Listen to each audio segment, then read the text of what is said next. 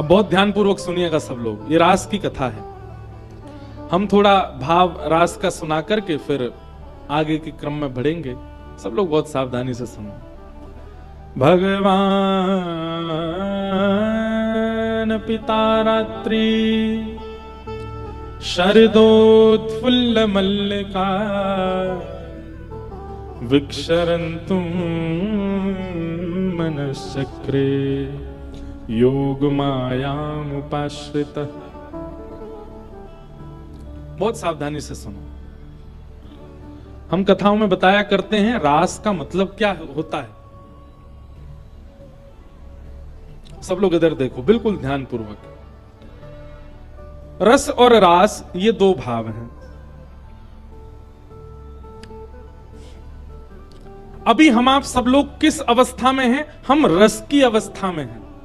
और हमें जाना किस अवस्था में है? हमारा गंतव्य क्या है? रास की अवस्था।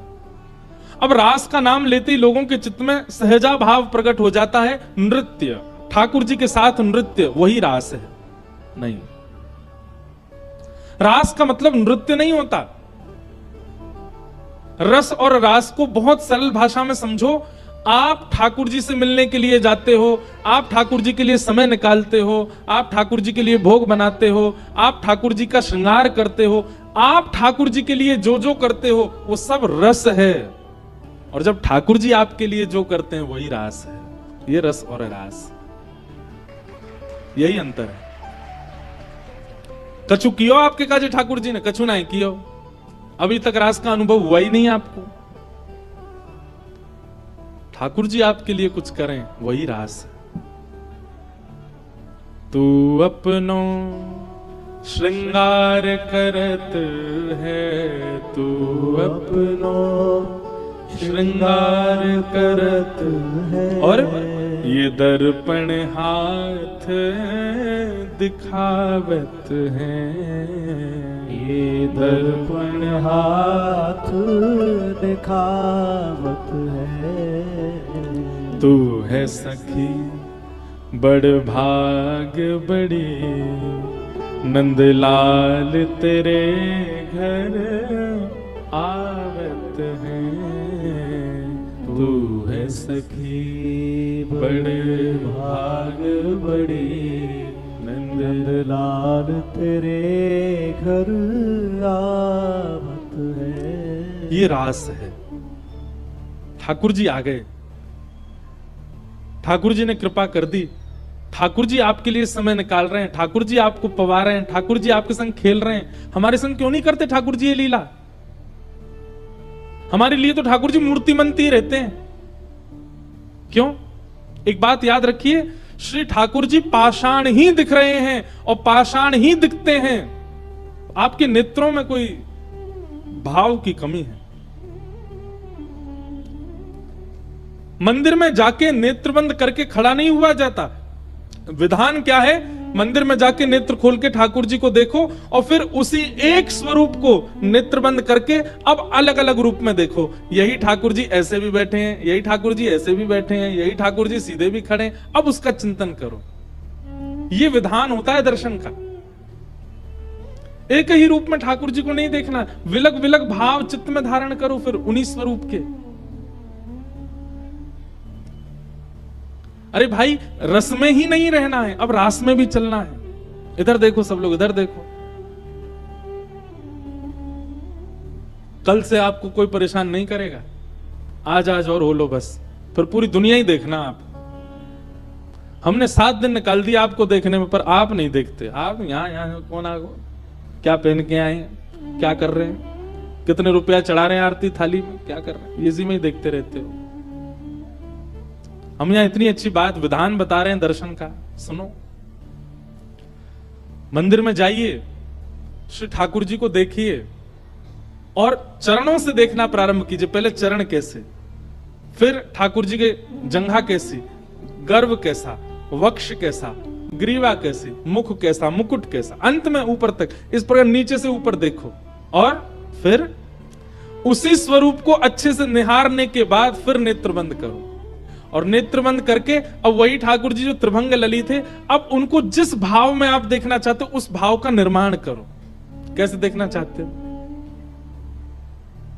खड़े भय ठाकुर जी को हम देखना चाह रहे हैं कि वो हमारी तरह सुखासन में बैठे हैं, और सुखासन में बैठे नहीं है, पीछे मसनद पे ऐसे एक हाथ टेक करके बैठे, वह अनुभव होने लग जाए। आप एक आध बार ऐसा करेंगे ना, जब 2-4 बार बड़े भाव से आपको इस प्रकार का दर्शन होगा, 2-4 बात के बाद जब आप दर्शन मन में करने के बाद जब नेत्र खोलोगे ना, तो एक क्षण के लिए लगेगा कि जो त्रिभंगलली ठाकुर जी थे वो उसी भाव में बैठे जिस भाव में आपने चिंतन किया था। ऐसा अनुभव होगा। रस में नहीं रहना है, अब रास की ओर चलना है। और रास का मतलब क्या है? ठाकुर जी आपके लिए कुछ करें, वो रास है। हमारे पंढरपुर के श्री नामदेव जी महाराज नित्य जाते और ठाकुर जी को जाकर के रोज बोलते, ठाकुर जी मेरे घर कभी जीमने आओ। श्री विठ्ठल भगवान ऐसे खड़े रहते। नामदेव जी रोज जाते, बोले मेरी मैया इतना बढ़िया प्रसाद बनाती है, ठाकुर जी जीमने आओ।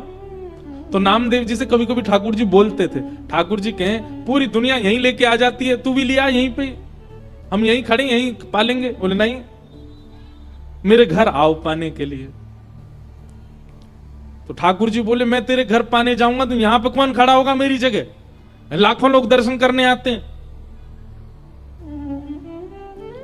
नामदेव जी बोले आप भगवान हो, सर्वसमर्थ हो, कोई व्यवस्था कर लो अपनी। भगवान बोले ठीक है, कर ली हमने व्यवस्था। बोले क्या व्यवस्था? बोले मैं तेरे घर जाऊंगा पाने, तू मेरी जगह खड़ा हो जा। नामदेव जी बोले ये कैसे हो सकता है? भगवान बोले सब हो जाएगा, बस आज एक काम करियो, रात्रि में जैसी शयन आरती हो, शयन आरती के बाद छुप जाइयो पीछे आके, देखो ठाकुर जी की लीला। ये सत्य घटना है श्री नामदेव जी महाराज की। नामदेव जी छुप गए। रात्रि में शयन आरती के बाद जैसे ही कपाट बंद हुए, ठाकुर जी तुरंत मूर्तिमंत खड़े थे, मूर्ति से सहज हो गए और सहज उतर गए अपने आसन से। और नामदेव जी कहा तुम खड़े हो जाओ। खड़े हो गए। नामदेव जी बोले ऐसे खड़े हो जाओ हमारी तरह। हो गए खड़े।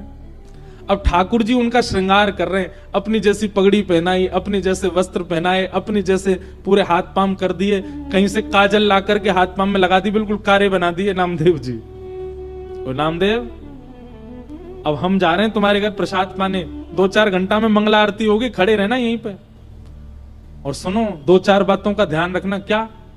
ये सुबह सुबह पुजारी आकर के तुमको ठंडे ठंडे पानी से नहवाएंगे, ठिठर मत जाना। अंदर से ठंडी लगे तो भी रोक लेना। नामदेव जी बोले वो कैसे रोकूंगा? बोले हम नहीं रोक रहे इतने साल से, रोज रोज हमको भी नहवा देते हैं सुबह 4 बजे, हम भी तो अपनी कंपन होता रोकते हैं उसको। और सुनो फिर दूध से नहवाएंगे तुमको, उसके बाद शहद डालेंगे तुम्हारे ऊपर। और फिर वहां कभी आप लोगों का अवसर मिले ना, एक बार जाइए पंढरपुर। भैया कब तक यहीं बिसौली और बदायूं में ही रहोगे? घूमो कछु दिना, साल में एक बार भारत के कोई कोई तीर्थों में जाया करो, सब जगह दर्शन करो ठाकुर जी का कैसे विराज रहे। तो कभी पंढरपुर जाओ तो हमारे कहने से वहां की काकड़ा आरती सुबह होती है 3:30 बजे, उसका दर्शन करना। काकड़ा आरती जो हमारे ब्रज में मंगला आरती होती है, वही वहां काकड़ा आरती।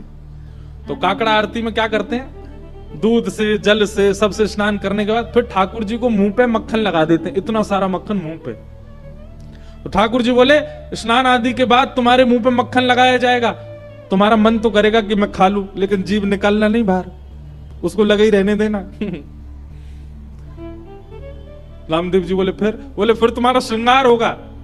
और श्रृंगार के बाद पंढरपुर में हर दर्शनार्थी को अधिकार है कि भीतर मंदिर में जाके ठाकुर जी के चरण छू सकता है, अपना सिर वहां रख सकता है, सबको छूने का अधिकार है। बोले दुनिया भर के लोग तुम्हारे सामने आएंगे, सब लोग आकर के तुम्हारे चरणों में प्रणाम करेंगे, अपने दुख दर्द बताएंगे, सबकी सुन लेना, पूर्ण किसी की मत करना। तुमको दया भी आएगी, कोई रोता हुआ भी आएगा, कोई बहुत ज्यादा विचलित भी आएगा। नामदेव जी बोले क्यों पूरा नहीं करूं? वो सबका विधान बना हुआ है, वो सब काम हमारे लिए छोड़ दो, किसको क्या देना क्या नहीं देना। तुम बस कहीं ऐसा नहीं कि यहाँ खड़े होके कोई रोता हुआ आया उसके आंसू पोंछने लग जाओ, कहीं तुम जरा भी हिल गए तो पुजारी पंडा बहुत मारेंगे, सब कहेंगे कहां गए हमारे ठाकुर जी, कौन खड़ा हो गया आके। नामदेव जी बोले जो आ गया, बढ़िया निमंत्रण दिया भोजन का, मैं तो बंद गया यहाँ पे। बोले हाँ रोज आ जाते हो भोजन करने, आओ, अब जा रहे हैं हम भोजन करने, खड़े रहो यहीं पे। और श्री पंडरीनाथ श्री साक्षात द्वारिकाधीश अर्धरात्रि में नामदेव के घर गए। अकेले। द्वार खटखटाया, मां अंदर से चिल्लाती हुई, ए नामा, पूरे दिन मंदिर में पड़ा रहता, आधी रात में आता, सब सो रहे हैं यहां पर। जैसे ही द्वार खोल करके देखा, आहा, सुंदर श्री पंडरीनाथ भगवान द्वार पर खड़े हैं, स्वर्ण का मुकुट पहना है, स्वर्ण के आभूषण पहने हैं, कंधे पर हाथ रख करके मधुर कटाक्ष नेत्र हैं ठाकुर जी के, मंद मंद मुस्कुरा रहे हैं। नामदेव जी की माता जी तो, विठल, हाँ मैया मैं ही आया हूं विठल। नामदेव रोज निमंत्रण लेके आता, मेरे घर प्रसाद पाने आऊं, मैं आ गया। नामदेव जी की माता जी ने चूल्हा रात में चेताया, खूब बढ़िया बढ़िया प्रसाद बना करके ठाकुर जी को अपने हाथ से पवाया। इतने में घंटे घड़ियाल बजने लगे, 3:30 4 बज गए, सुबह के मंगला आरती का समय हुआ। ठाकुर जी ने कहा, मैया जल्दी करो। बोले क्या हो गया? अब आपको मंगला में जाना है? बोले मंगला में अब मैं तो व्यवस्था करके आया हूं वहां पे, लेकिन मुझे आज तक तो मैं दर्शन देता था काकड़ा आरती में, मंगला आरती में, आज मैं दर्शन करने जाऊंगा। मैया बोली क्या करूं? बोले काली सॉल लेके आओ। और मैया सॉल लेके आई। ठाकुर जी ने अपने मुकुट उकुट उतार करके, आभूषण उतार करके, और काली सॉल में बढ़िया स्वयं को लपेट लिया, किसी को पहचान में नहीं आवे। कार्य कार्य तो ठाकुर जी हैं, काली सॉल और ओढ़ ली। अब तो निकल पड़े, दौड़ के जा रहे हैं देखने के लिए नामदेव कैसा लग रहा है मेरे स्थान पर खड़ा होके।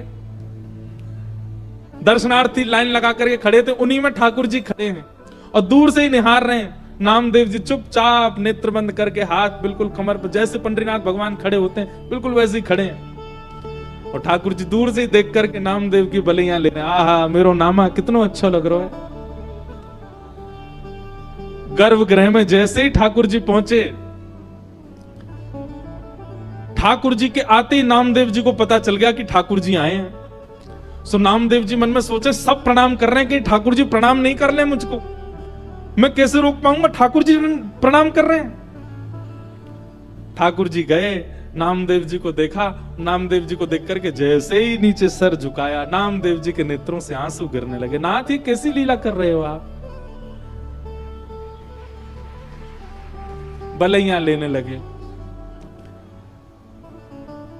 अद्भुत हैं बंधुओं ठाकुर जी। ठाकुर जी जैसा प्रेम कौन कर सकता है? अपने भक्त को अपने स्थान पर खड़े होकर उसके दर्शन करने आए हैं। पहले तो खूब बलैया ली, और फिर उसके बाद ठाकुर जी बोले, ए नामा, तुझे नोच के भाग जाऊं? तू जोर से चिल्लाएगा, पंडित पुजारियों को पता चल जाएगा। नामदेव जी बोले, ऐसा मत करो, मैं किसी को बताऊंगा कि आपने मुझे खड़ा किया, कोई मानेगा और नहीं। ठाकुर जी चिढ़ा रहे हैं नामदेव जी को, नामदेव जी घबरा रहे हैं। ऐसी लीला, इसको कहते हैं रास। क्या कहते हैं? रास। ये लीलाएं जब ठाकुर जी आपके लिए सहज हो जाते हैं, ठाकुर जी आपको प्रायोरिटी देने लग जाते हैं, ठाकुर जी आपके लिए यह भूल जाते हैं कि वे परमात्मा हैं, इसको कहते हैं रास। रास का मतलब नाचना नहीं होता। रास का मतलब इन गोपियों के लिए ठाकुर जी सहज हो गए, इन गोपियों के लिए ठाकुर जी ने अपना परमात्म भेष त्याग दिया, इन गोपियों के लिए ठाकुर जी सरल बन गए, दीन बन गए, इसीलिए उसको रास बिहार कहा। और वृंदावन में रास नहीं किया ठाकुर जी ने, महारास किया। महारास मतलब आज तक ठाकुर जी महारास बिहारी हैं। मतलब आप जाकर के प्रस्तुत करो, आज भी ठाकुर जी अपने पाषाण भेष को त्याग करके आपके लिए सहज होने को तैयार बैठे हैं वृंदावन में। ये केवल वृंदावन में और कहीं नहीं। आज भी वृंदावन में कितने वैष्णवों को अनुभव होता है। श्री बिहारी जी में तो पर्दा ही हमारे बार बार लगाया हो जाए कि कहीं कोई टकटकी लगा के बिहारी जी को देख नहीं ले, नहीं तो ये वही के संग चले जाएंगे। आपके नेत्र कहीं ठाकुर जी से नहीं मिल जाए, इसलिए बार बार पर्दा किया जाता है बिहारी जी के आगे। एक बार चले गए थे किसी के संग कहीं, फिर ढूंढ ढांड के लाए, तब से नियम बन गया कि बार बार पर्दा करो। क्यों? क्योंकि बिहारी जी ने कोई से नैन मिला लिए, सो कैसो भी आदमी हो बाकी संगी चले जाएंगे। बताओ कितने भोले ठाकुर जी हैं, किसी के संग जाने के लिए तैयार तत्पर बैठे। इसी को रास बिहार कहते हैं। और रास बिहारी आपके बिसौली से बहुत दूर नहीं है, नहीं कहीं दूर है।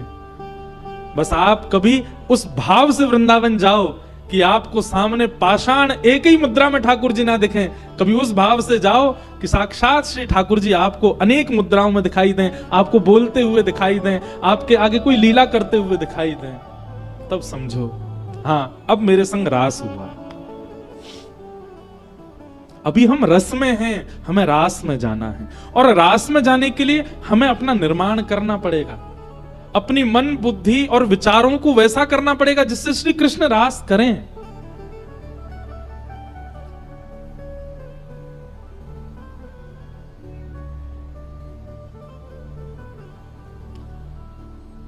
गोपियां अपने अपने घरों में, ये गोपियां सामान्य नहीं है बंधुओं, ये त्रेता युग के समस्त दंडकारण्य वन के संत हैं जो राम जी से मिलने की प्रतीक्षा कर रहे थे। तब हनुमान जी ने जाकर के इनसे कहा आप सब लोग प्रतीक्षा मत करो, केवल राम जी का चिंतन करते करते अपने देह का त्याग करो, आप सब संत ही द्वापर में ब्रज में गोपी बनकर के प्रकट होगे, तब राम जी कृष्ण बन के आएंगे और आप सबके साथ रास विहार करेंगे, आप सबको वो सुख प्रदान करेंगे जो एक प्रियतम प्रियतमा का होता है आपके गले में। अभी तो राम जी भगवान है, आप सब संतों केवल प्रणाम तक अधिकार होगा, लेकिन द्वापर युग तक प्रतीक्षा करोगे तो एक प्रियतम के भाव से ठाकुर जी आपके गले में गलवैया डाल के रास विहार करेंगे, वो सुख प्रदान करेंगे जो किसी को नहीं मिला।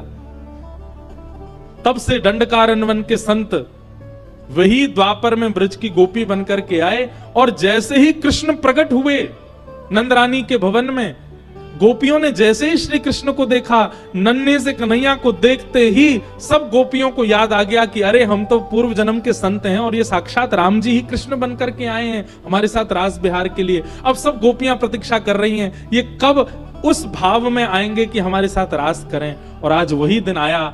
7.5 वर्ष के श्री ठाकुर जी हो गए। बंधुओं, बड़ी विचारणीय बात है, लोग रास विहार को बहुत बहुत अलग दृष्टि से देख लेते हैं कभी कभी। मैं उन लोगों से प्रार्थना करना चाहता हूं, ठाकुर जी की आयु 7.5 वर्ष की है और ठाकुर जी के साथ रास करने वाली गोपियों की आयु 80 वर्ष की, 90 वर्ष की, 100 वर्ष की। अरे 100 वर्ष से लेके 6 वर्ष तक की गोपियां हैं ठाकुर जी के साथ रास विहार में। इतने नन्हे से बालक के प्रति 80 वर्ष की गोपी का प्रियतम भाव कैसे आ सकता है? केवल तभी आ सकता है जब उनको उस नन्हे से बालक में परब्रह्म का दर्शन हुआ हो। 7.5 वर्ष के बालक को, अब तो बालक बड़े पढ़े लिखे होने लग गए हैं बचपन से, हम तो भैया अपनी सत्य बताएं, कोई फिल्टर नहीं है बात में। 7.5 वर्ष तक हमको यह भी नहीं पता था कि कपड़े कैसे पहनते हैं। 7.5 वर्ष की आयु में ऐसे ही डोलते थे और उनके साथ गोपियां रास विहार कर रही हैं। आज शरद पूर्णिमा का चंद्रमा जैसी उदित हुआ, भगवान ने टेर बजाई और उस टेर को सुनकर के सब गोपियां अपने अपने घर को छोड़ करके रास भूमि में आ गईं। कल हम जब वेणुगोपाल जी का दर्शन करने गए तो वहां हमने एक भाव सुनाया था, बहुत ध्यान से सुनिएगा। वंशी, मुरली और वेणु, ये 3 नाम हैं। है तो वो मुरली ही, लेकिन कभी उसको वंशी कहा जाता है, कभी उसको मुरली कहा जाता है, कभी उसको वेणु कहा जाता है। बहुत ध्यान से सुनो। जो ठाकुर जी को नहीं जानते हैं, जिनका ठाकुर जी से परिचय नहीं है, उनके लिए ठाकुर जी मुरली बजाते हैं। मुरली किस लिए बजाई जाती है? अपनी ओर उसको आकृष्ट करने के लिए, अपनी ओर उसको खींचने के लिए। प्रथम बार ठाकुर जी को देख करके कोई खिंचा चला जाए तो समझना उसने मुरली सुनी थी। और अपनों के लिए जो ठाकुर जी बजाते हैं वो वंशी है, जैसे कि नंद बाबा के लिए यशोदा मैया को जो सुनाई देती है, गैयाओं को जो सुनाई देती है, ग्वाल बालों को जो सुनाई देती, मधुमंगल, श्रीदामा, तनसुखा, मनसुखा, धनसुखा, इन लोगों को जो सुनाई देती है वो वंशी है। और कृष्ण प्रेम में उन्मुक्त, कृष्ण प्रेम में डूबी हुई गोपियों को, सहचरियों को जो सुनाई देती है वो वेणु है। अब आप खुद से पूछो, आपको क्या सुनाई दिया है? मुरली, वंशी की वेणु? मुरली सुनाई दी होगी तो ठाकुर जी आपको परमात्मा के रूप में दिखते होंगे, वंशी सुनाई दी होगी तो ठाकुर जी आपको सखा या अपने बालक या फिर अपने मित्र के रूप में दिखाई देते होंगे। वेणु सुनाई दी होगी तो श्री ठाकुर जी आपको प्रियतम के रूप में दिखाई देते होंगे। अच्छा, एक बात, मुरली ठाकुर जी बजाते हैं तो हस्तकमल नीचे होता है और वंशी अधर पर होती है। जब आप किसी वेणु बजाने वाले को भी देखेंगे, वंशी बजाने, वो भी ऐसे ही वंशी बजाते हैं, यहां पर अधर पर मुरली और हस्तकमल नीचे और थोड़ा सा सर झुका हुआ, तब वंशी बजती, उसको कहते हैं मुरली। लेकिन समकक्ष बिल्कुल अधर के सामने ही अधर हस्तकमल हो और ठाकुर जी बजा रहे हैं, वो है वंशी। लेकिन दोनों हस्तकमल ऊपर हो और मुखमंडल किशोरी जी की तरफ झुका हुआ हो और ठाकुर जी जब बजा रहे हो, वो है वेणु। वेणु, मुरली और वंशी। ब्रज गोपियों को बुलाने के लिए, जो ठाकुर जी से प्रेम करते, उनको बुलाने के लिए ठाकुर जी वेणु बजाते, वेणु का वादन करते। और भगवान ने वेणु का वादन किया। कभी श्री राधारमण जी का दर्शन करो, ऐसे ही खड़े होते हैं। श्री बिहारी जी का दर्शन करो, वे भी ऐसे खड़े हैं। श्री राधा वल्लभ जी का दर्शन करो, वे भी ऐसे खड़े हैं। पर किसी दिन अनुभव ऐसा हो कि ठाकुर जी की भ्रकुटी थोड़ी सी श्री जी की ओर झुकी हुई है और भुजा ऊपर है, बस उसी दिन समझ जाना हमारा भजन लग गया और ठाकुर जी अब वेणु वादन कर रहे हैं, वेणु वाद्य की मुद्रा में दिखाई दे रहे हैं। ये कोई मनगढ़ंत बातें नहीं है, ये ब्रज का भाव है। कभी जाकर के श्री राधारमण जी के हस्तकमलों को, बिहारी जी के हस्तकमलों को, राधारमण जी के हस्तकमलों को गौर से देखिएगा। सबको तो वो समय दिखे, पर आपको नेक उठे भय दिखे तो समझ जाइए अब वेणु बज रही है हमारे लिए, अब वेणु का वादन कर रहे हैं। ठाकुर जी ने वेणु का वादन किया। ये देखो, ये पीछे वाले कहां बजा रहे हैं, इधर झुके हुए हैं और वंशी अधर से नीचे है, हस्तकमल भी नीचे हैं। ये मुरली का वादन है।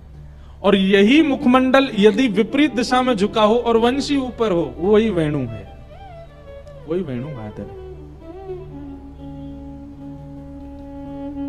वेणु, मुरली और वंशी, भगवान ने वेणु वाद्य किया।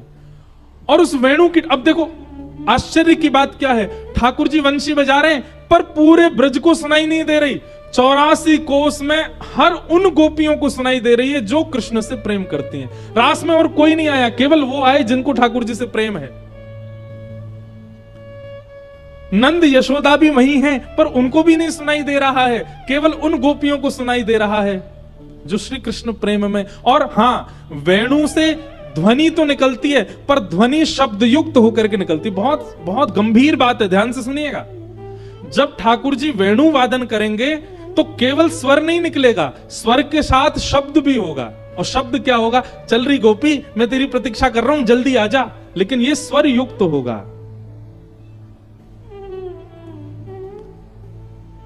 सब गोपियां अलग अलग कार्य में लगी हैं। कोई गाय का दोहन कर रही है, कोई कंडा थाप रही है, कोई बालकों को दूध पिला रही है, कोई अपने पति को भोजन करा रही है, कोई श्रृंगार कर रही है।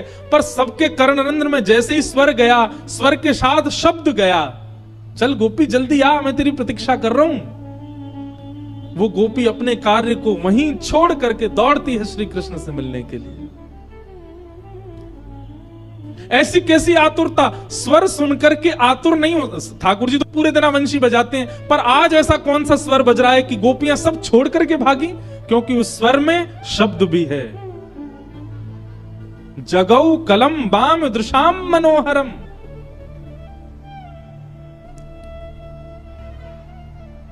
ठाकुर जी ने ऐसा वेणु वाद्य किया, सब गोपियां दौड़ी। किसी ने विचार नहीं किया लोकलाज क्या कहेगी, परिवार के लोग क्या कहेंगे, पति क्या कहेंगे। दौड़ पड़ी सब ठाकुर जी से मिलने। किसी को कोई चिंता नहीं अपने परिवार की, लोकलाज मर्याद की, सब तोड़ करके भागी। मधुर वेणु का वादन कर रहे हैं श्री ठाकुर जी और सामने असंख्य गोपियां खड़ी हैं। जैसे ही ठाकुर जी ने वेणु वादन करते करते वेणु को विश्राम दिया, नेत्र खोल करके देखा, असंख्य गोपियां, ठाकुर जी ने स्वागत किया। स्वागतम वो महाभाग प्रियम किम करवाणि वा ब्रजस्यानामयं कश्चित् ब्रूतागमन कारणम। आइए आइए आइए, स्वागतम स्वागतम। आप सब लोगों के आने का कारण जान सकता हूं मैं? गोपियां मनी मन विचार करने लगी, पहले तो आमंत्रण भेजते हो, फिर निमंत्रण भेजते हो, और जब हम सब छोड़ छाड़ के आ जाती हैं तो यूं पूछ रहे हो हम क्यों आए?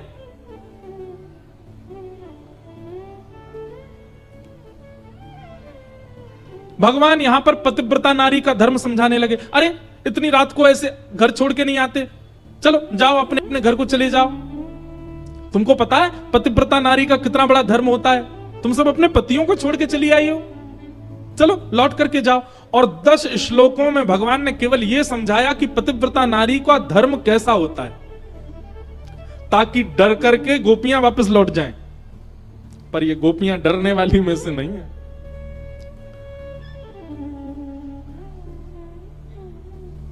वो प्रसंग शायद आप लोगों ने सुना होगा।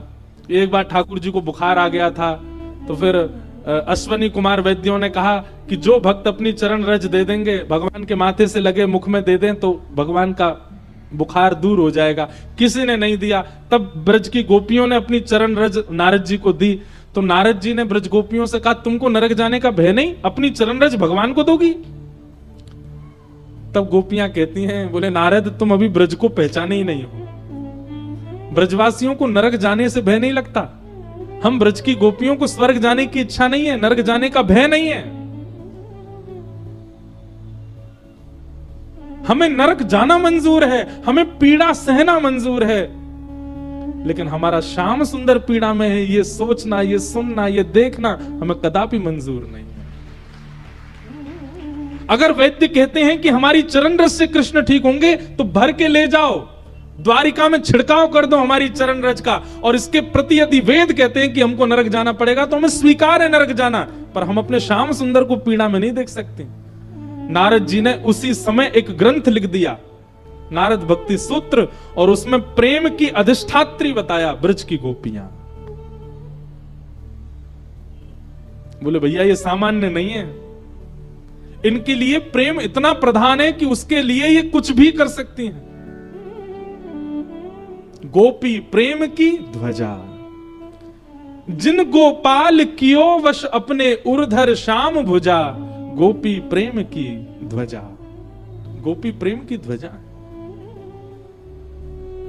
उन गोपियों का क्या वर्णन करूं आपके सामने? भागवत जी में शुकाचार्य जी कहते हैं, या दोहने बहनने मथनो पलेप प्रेंखें खनार भरुदितो क्षणमार जनादो।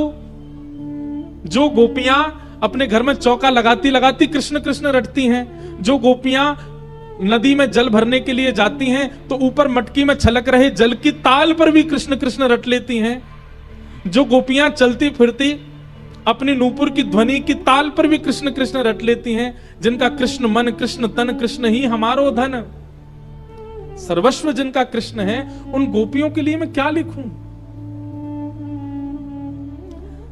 गोपियां जाकर के श्याम सुंदर से कहती हैं, ठाकुर जी जब हम भोजन बनाती हैं तो आप वंशी मत बजाया करो। भगवान बोले, हमको क्या पता कि तुम भोजन कब बनाती हो, हम तो वंशी बजाएंगे, और वंशी सुनकर के आपका भोजन अच्छा ही बनता होगा, मीठा ही बनता होगा, मना क्यों कर रही हो? गोपियां कहती हैं, अच्छो बनो तो दूर की बात, बने ही नहीं पावे। क्यों? बोले कन्हैया तुम्हारी वंशी सुनकर के हम ही विचलित होती हैं, ऐसा नहीं।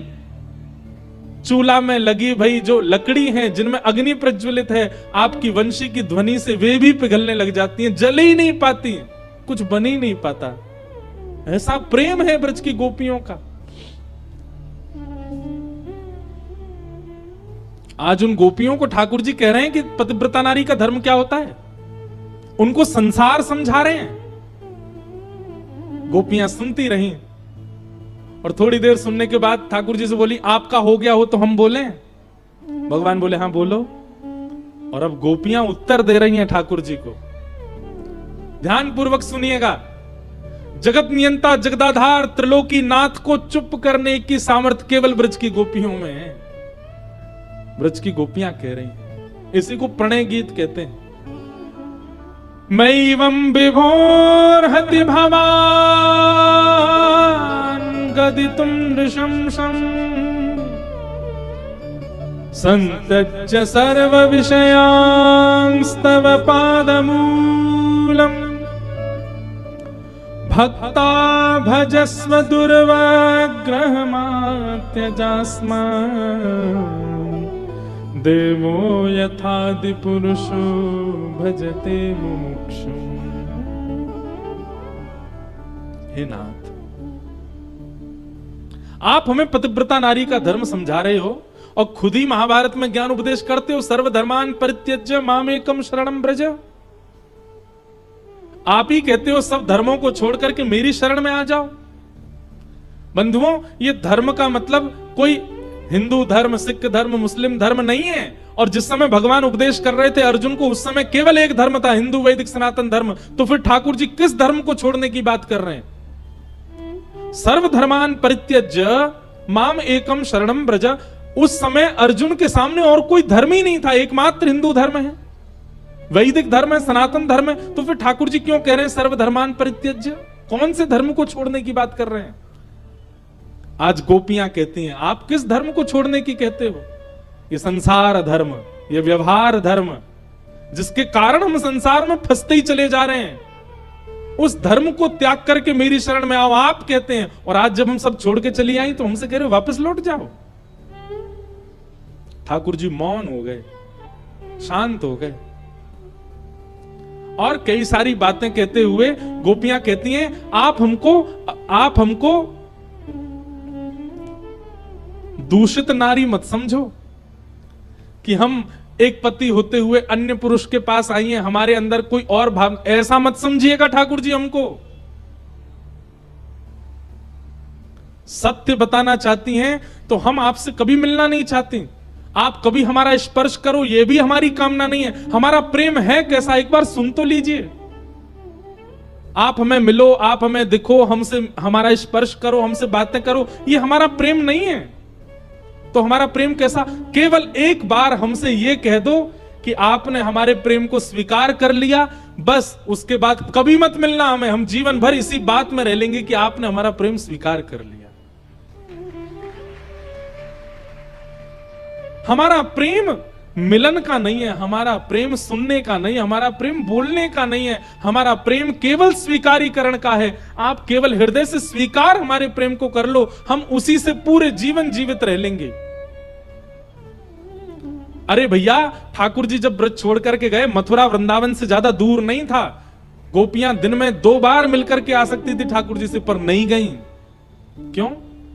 क्योंकि उनका प्रेम मिलन का है ही नहीं। यही तो बात मैं आपको समझाना चाहता हूं कि इसको प्रेम कहते हैं। संसार में जो है वो प्रेम नहीं है, वो आसक्ति है, क्योंकि वहां देह प्रधान है, वहां पर शब्द प्रधान है, वहां बातें प्रधान है, वहां मिलन प्रधान है। पर गोपियों के प्रेम में ये सब प्रधान नहीं है, वहां केवल स्वीकारीकरण प्रधान है। एक बार बस आप मुख से कह दो, एक बार प्रभु हंस के कह दो, तू मेरा मैं तेरा प्यारे, तू मेरा मैं तेरा। दास की विनती सुन लीजो, ओ मेरे प्रियतम। हाँ, दास की विनती सुन लीजो, ओ मेरे प्रियतम। तुम हमारे थे प्रभु जी, तुम हमारे हो, तुम हमारे ही रहोगे, ओ मेरे प्रियतम। गाओ। तुम हमारे थे प्रभु जी, तुम हमारे हो, तुम हमारे ही रहोगे, ओ मेरे प्रियतम। यही गोपियों की बात है। एक बार प्रभु हंस के कह दो, तू मेरा मैं तेरा, उसके बाद चले जाना आप। मैं केवल इसी बात पर पूरा जीवन निकाल दूंगा अपना कि आपने मुझे स्वीकार कर लिया, और सच में ना भी करो तो झूठ ही आके कह दो।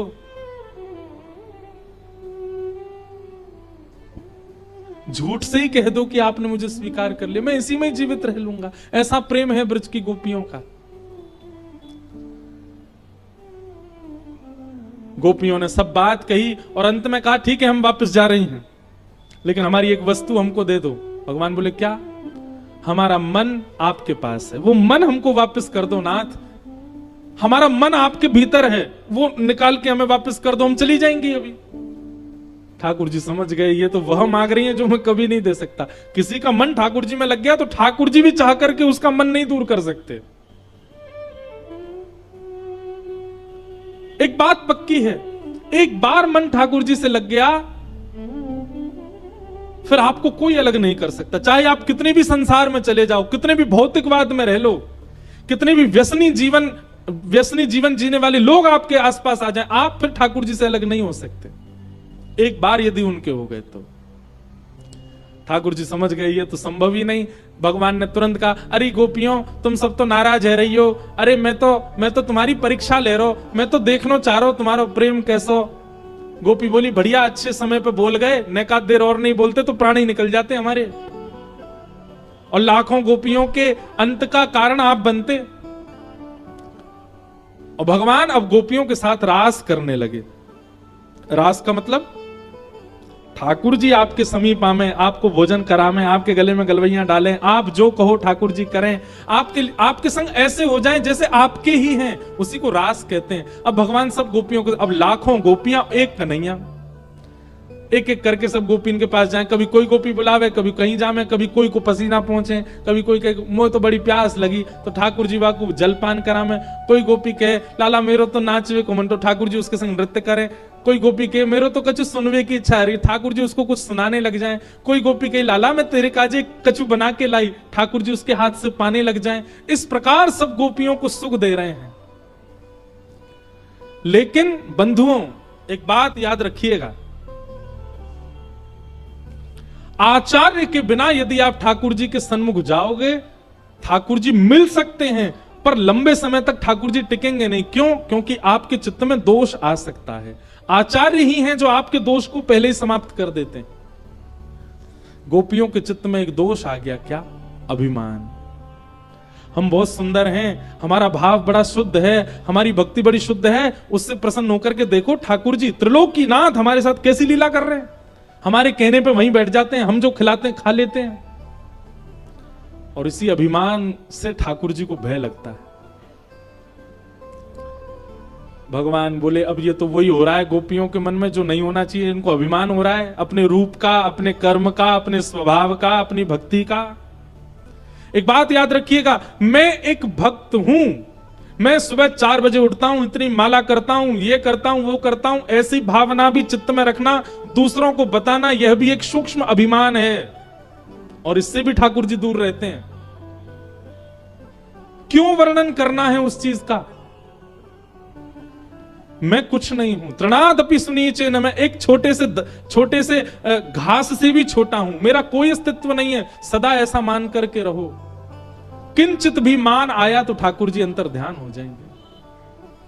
और ठाकुर जी जैसी अंतर ध्यान हुए, व्याकुल हो गई गोपियां, रोने लगी, बिलकने लगी, रोते रोते जड़ चेतन सबसे पूछने लगी हमारे श्याम सुंदर कहां है। तभी रोते रोते यमुना तट पर गई और वहां बैठी हुई श्याम सुंदरा श्री किशोरी जी को देखा, मानो आचार्य मिल गए। राधा रानी आचार्य हैं। बंधुओं, जिनको कृष्ण प्राप्ति करनी है वो किशोरी जी की शरण ग्रहण करो, और जिनको किशोरी जी की प्राप्ति करनी है वो श्री कृष्ण की शरण ग्रहण करो। ठाकुर जी भली भांति बताएंगे किशोरी जी प्राप्त कैसे होंगी, और किशोरी जी भली भांति बताएंगी ठाकुर जी प्राप्त कैसे होंगे। और इन दोनों की शरण यदि ग्रहण करनी है तो वृंदावन की शरण ग्रहण करो, वृंदावन ले जाएगा उनकी शरण। वृंदावन मतलब, अगर मैं शब्द वृंदावन कहता हूं तो वृंदावन से आप केवल एक भूमि को मत समझा कीजिए। वृंदावन का मतलब वहां के वृक्ष, वृंदावन का मतलब वहां की रज, वृंदावन का मतलब वहां के ब्रजवासी, वृंदावन का मतलब वहां के संत जन, वृंदावन का मतलब वहां के रसिक जन और श्री यमुना महारानी, ये सब वृंदावन में आते हैं, उनकी शरण ग्रहण करो। यमुना जी को भजना शुरू कर दो, वहां की वृक्ष वल्लरियों को भजना शुरू कर दो, रज की उपासना प्रारंभ कर दो, रसिकों की सेवा प्रारंभ कर दो। रज रानी, रस रानी और श्री ब्रजवासियों की सेवा प्रारंभ कर दो, तो दोनों युगल आपको मिल जाएंगे।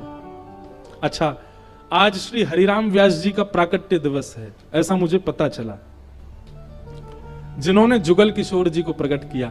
हमारे वृंदावन में सप्त निधियों में सबको अकेले ठाकुर जी मिले, एकमात्र हरिराम व्यास जी थे जिनको जुगल ठाकुर जी मिले, क्योंकि हरिराम व्यास जी ने वृंदावन को भजा, वृंदावन की सेवा की। सब गोपियां रोते रोते किशोरी जी के पास गए। हे सुन राधिका दुलारी, तेरे द्वार का भिखारी हूं मैं, श्याम का पुजारी,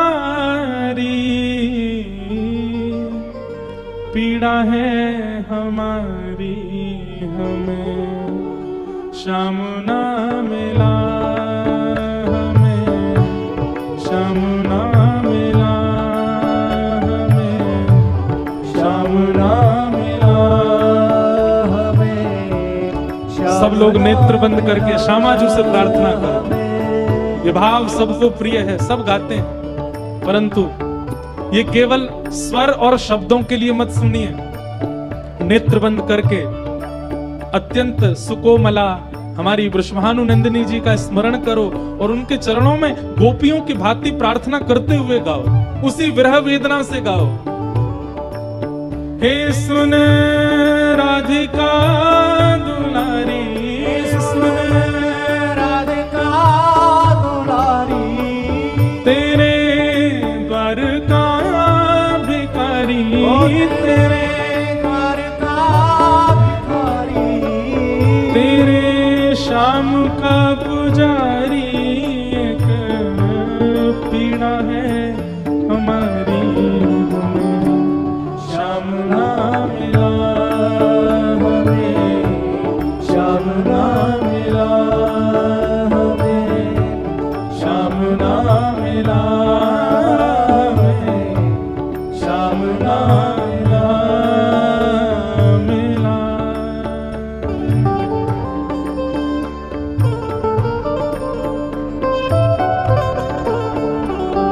बोलो वृषभानु दुलारी की जय।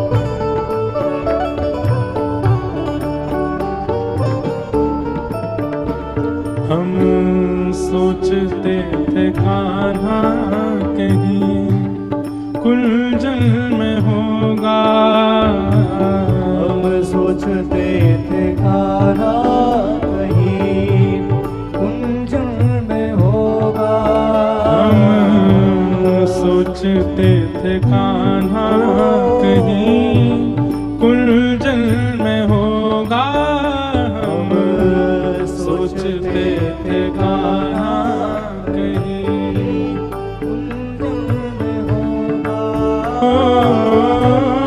अभी तो मिलन का हमने सुख नहीं भोगा, अभी तो मिलन का हमने सुख नहीं होगा,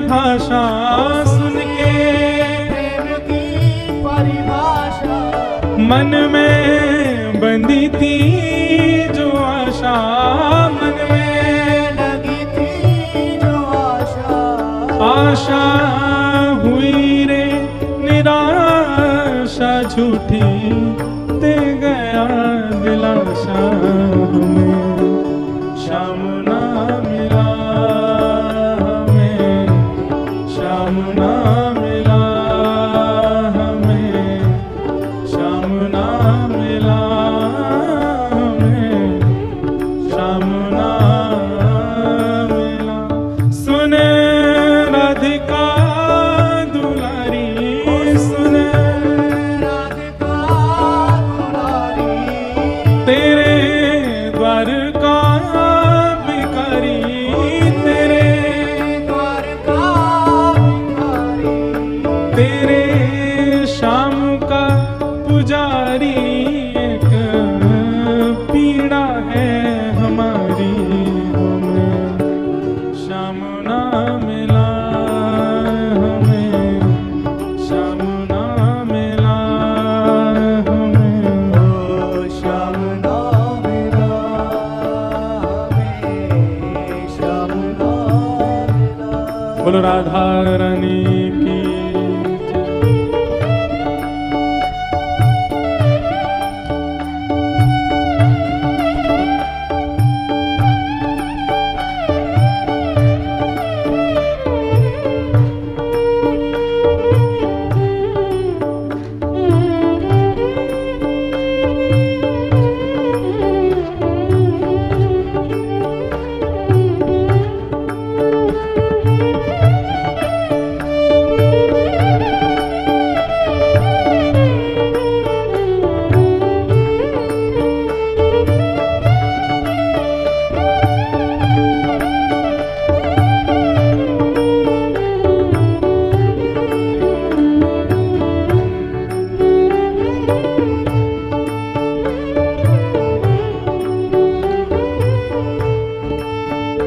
जो अगली पंक्ति है ना इस पद की, वो अकाट्य सत्य है, बहुत सावधानी से सुनिएगा। देता है कन्हाई जिसे प्रेम की दशा, देता है कन्हाई जिसे प्रेम की दशा, देता है कन्हाई जिसे प्रेम की दशा, देता है कन्हाई जिसे प्रेम की दशा, ओ, सब विधि उसकी लेता है परीक्षा, ओ, सब विधि उसकी लेता है परीक्षा, सब विधि उसकी लेता है परीक्षा,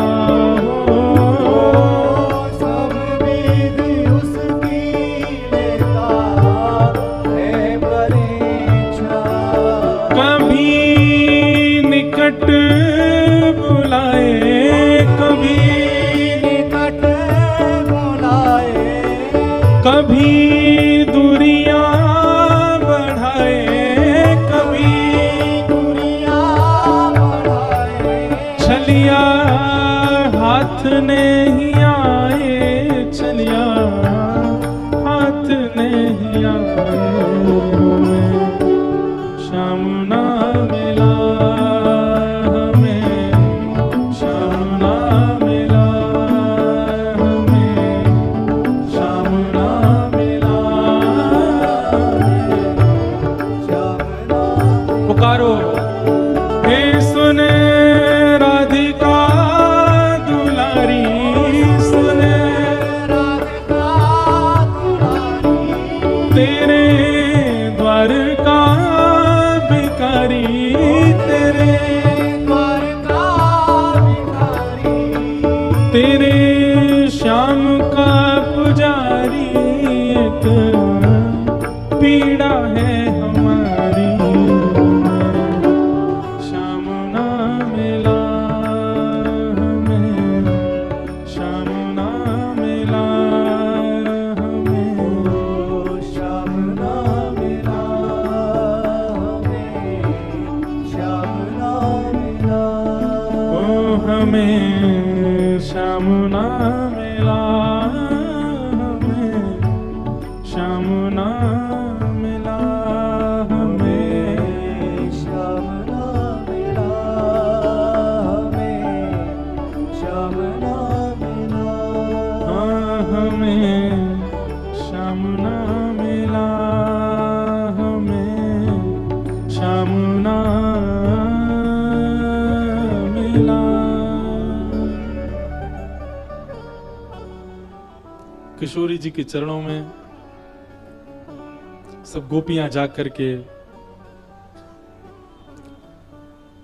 शिकायत कर रही हैं ठाकुर जी की, देखो ना